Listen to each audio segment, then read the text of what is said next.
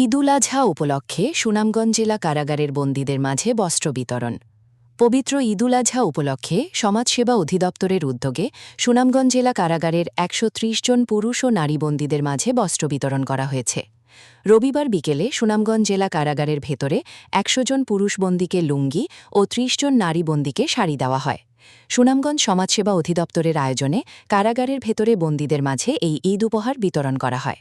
সুনামগঞ্জের jail super Mainuddin ভুইয়ার সভাপতিত্ব ও জেলার শাহনাজ বেগমের সঞ্চালনায় প্রধান অতিথি উপস্থিত থেকে বন্দীদের মাঝে শাড়ি ও লুঙ্গি বিতরণ করেন সুনামগঞ্জের জেলা ম্যাজিস্ট্রেট ও জেলা প্রশাসক মিনহাজুর রহমান।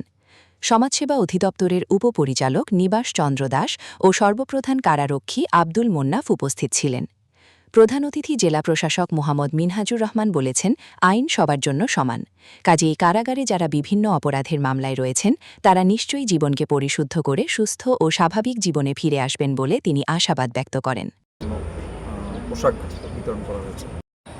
প্রতি বছরের ন্যায় এবার পবিত্র ঈদ-উল আজহা উপলক্ষে আমরা অসহায় বন্দীদের মধ্যে জেলা অপরাধী সংশোধন ও পুনর্বাসন সমিতির উদ্যোগে এবং জেলা প্রশাসক মহোদয়ের প্রধান অতিথির মাধ্যমে আমরা ১০০ জন পুরুষ বন্দীকে লুঙ্গি, ৩০ জন মহিলা বন্দীকে শাড়ি এবং 3 পিস প্রদান করা হয়েছে এবং ৩ জন শিশুকে ঈদের জন্য জামা প্রদান করা হয়েছে।